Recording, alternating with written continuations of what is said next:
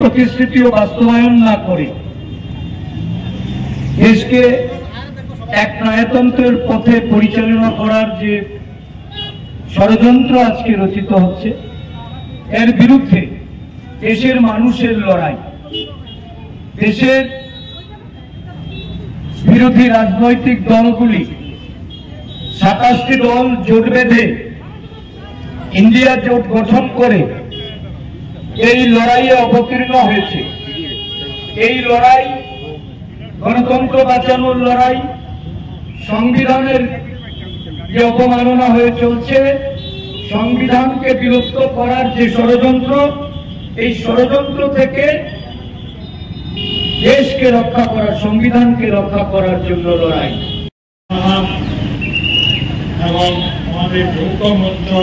কংগ্রেস এবং সিপিএমের যে প্রার্থী, সেই প্রার্থীকে সমর্থন জানানোর জন্য আমি এখানে এসেছি। আমি আশা করব যে আমরা সমস্ত মতভেদ ভুলে দেশকে বাঁচানোর জন্য,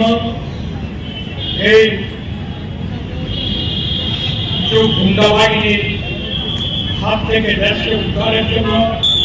বিশেষ করে ত্রিপুরাকে উদ্ধারের জন্য আপনারা আমাদের যে প্রার্থী যৌথ মঞ্চে অর্থাৎ কংগ্রেস সিপিএম এর যে প্রার্থী, সেই প্রার্থী আশিস সাহাকে বিপুল ভোটাধিকারে আপনারা জয়ী করবেন।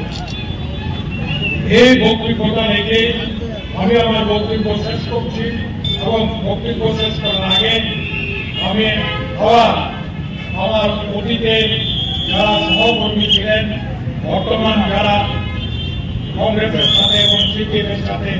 কাঁধে কাঁধ মিলিয়ে কাজ করছেন, তাছাড়াও এর বাইরে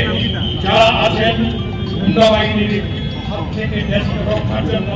আপনারা একসাথে কাঁধে কাঁধ মিলিয়ে এগিয়ে যাবেন এবং দেশকে উদ্ধারের জন্য আমি আপনাদের সঙ্গে একই মঞ্চে দাঁড়িয়ে ভবিষ্যতেও যখন দরকার পড়বে, ভানুবাবু যেখানে আছেন, আপনারা যেখানে আছেন, আমাকে যখন ডাকবেন আমি আপনাদের সঙ্গে কাজ করতে, কাঁধে কাঁধ মিলিয়ে কাজ করতে হয়ে আজকে বক্তব্য আমি শেষ করছি। শেষ করার আগে আমি সবাইকে বলবো, ভয় ভীতি ছেড়ে বেরিয়ে আসুন এবং এই নির্বাচনে আমাদের প্রার্থীকে জয়ী করার সুবর্ণ বিক্রমরাজ প্রার্থীদের জন্য ভোট না দিয়ে আমাদের প্রার্থীকে বিপুল ভোটাধিকারে জয়ী করবেন, এই আশা রেখে আমাদের আশীর্বাদ